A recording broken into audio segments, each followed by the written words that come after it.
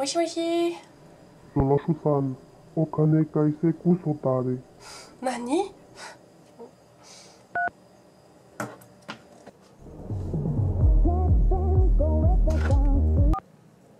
Moshi moshi. Tu as mis trop de temps à payer, Sono Shusan. Nos agents sont déjà en route et vont te trouver.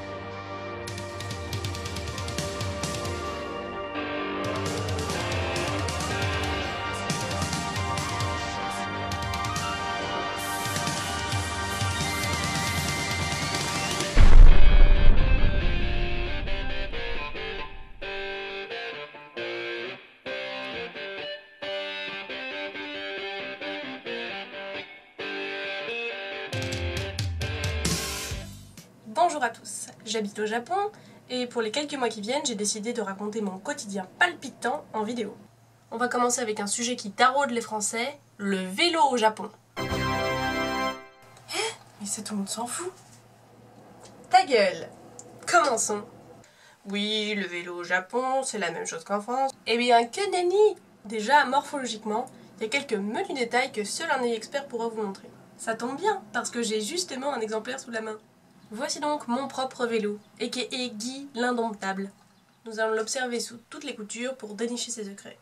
Le vélo japonais présente déjà, tel le Vélib, cet agréable panier dans lequel vous pourrez ranger sushis, sacs et autres rochers Ferrero que vos parents vous auront envoyés parce qu'ils ont pitié de ce que vous mangez au quotidien. Coucou!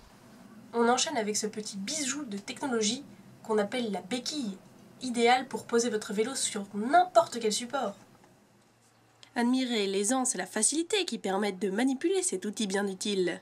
D'ailleurs, il faut bien penser à utiliser également le verrou à béquille parce que sinon, ça donne ça.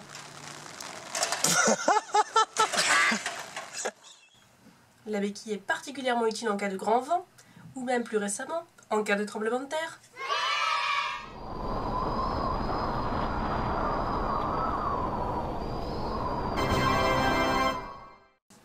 Le prochain outil nous vient directement du futur. Il s'agit de l'antivol. Ceci est une révolution.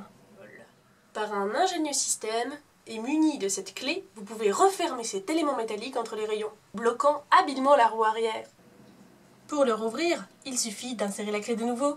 Rien de plus simple. Plus personne n'osera approcher de votre vélo avec ceci. J'aimerais carotte ce vélo, mais cela me paraît totalement impossible. Ensuite vient le moteur électrique. Ici, il a été habilement remplacé par ces deux outils appelés pédales, ainsi que cette jambe galbée constituée de muscles.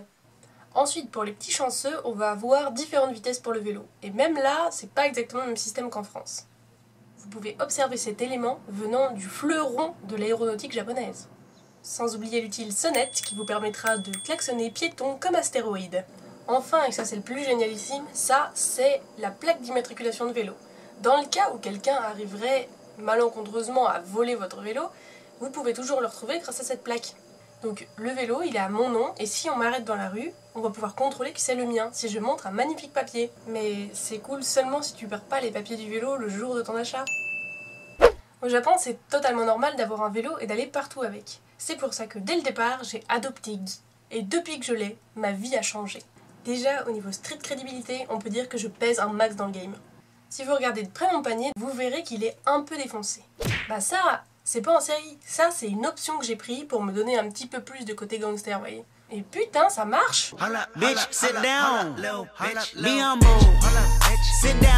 Déjà avant, j'avais l'air bizarre quand je me baladais dans mon quartier parce qu'il n'y a pas beaucoup d'étrangers. Mais maintenant, carrément, les gens deviennent fous. Il y a des émeutes, c'est compliqué à gérer, vous voyez. Pas plus tard que l'autre jour, je vais faire les courses, il y a une mamie qui me voit et qui baragouine un truc du type « Oh la gaïdine !» Je sais pas trop ce qu'elle a dit, mais attends, moi je lui ai répondu, hein. Et ta mère là-dessous. Et ben elle faisait moins la maline. Au Japon, il y a des spots bien précis pour se garer. Ils sont généralement matérialisés au sol ou par un panneau. Mais bon les gars, vous êtes mignons. Tout le monde a un vélo et il y a 10 places en tout pour se garer. Du coup, forcément, tout le monde se gare ailleurs. Puis en plus, c'est payant. Ce qui veut dire que petit 1, tu dois trouver un spot. Petit 2, il doit être libre. Petit 3, faut payer. Moi, je trouve une place n'importe où. Bien sûr, comme je me gare dans un endroit interdit, j'ai droit à ce petit ticket qui veut dire « Bonjour, veuillez bouger votre vélo, sinon on va s'en débarrasser de manière violente. » Enfin, en termes de menaces, c'est pas incroyable quand même. Ne gare pas ton vélo n'importe où, sinon... on va le recouvrir de stickers! Ah oui, et autre chose aussi. Les Japonais ne traversent jamais quand le feu est rouge. Il peut y avoir personne, c'est la nuit, c'est Fukushima un dimanche soir, et aucun Japonais ne va traverser. Pour moi, c'est compliqué, c'était frustrant au début. Alors je me suis dit, tu sais, il faut que tu te mettes au mode de vie japonais, que tu absorbes leur culture. Mais c'est chiant. Je suis trop française pour ça, les gars. Le feu est rouge, je traverse. Maintenant, laissez-moi vous raconter la triste histoire qui est arrivée à Guy un soir de novembre. J'avais laissé Guy, seul et sans défense, sur une place interdite parce que j'avais la flemme de payer. Et quand je suis revenue 3 jours après, alors qu'on a le droit de les laisser que 12 heures au même endroit, Guy n'était plus là. Il avait disparu. Envolé.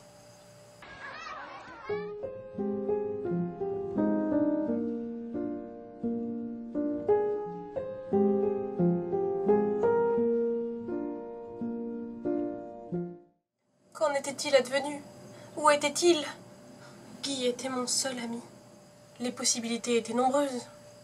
Enlevé par des aliens, sauvagement volé, embarqué par la fourrière, ou bien, ayant pris conscience de sa condition, il avait décidé de voler de ses propres ailes et de trouver le bonheur en formant son propre clan dont il serait le chef.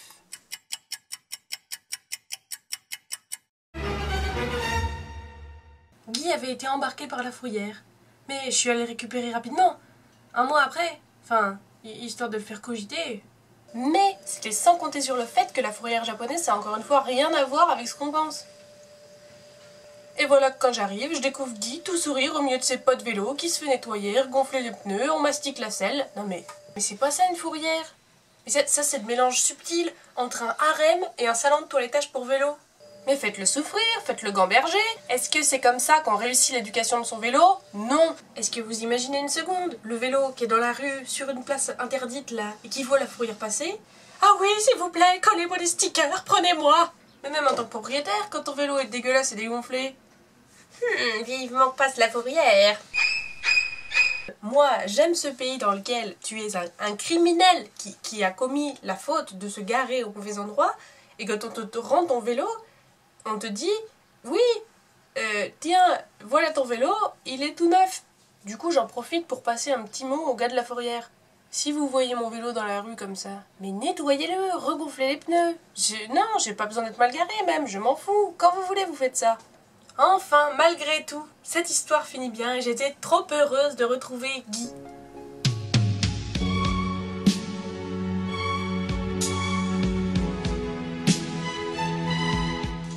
Bref, c'est sur ces merveilleuses retrouvailles que je vous dis au revoir. Merci d'avoir regardé cet épisode et j'espère qu'il vous a plu. N'hésitez pas à m'envoyer un maximum de Ferrero parce que Guy en raffole. Moi, pas trop. Non. Tout ce qui est gras, sucré, bof.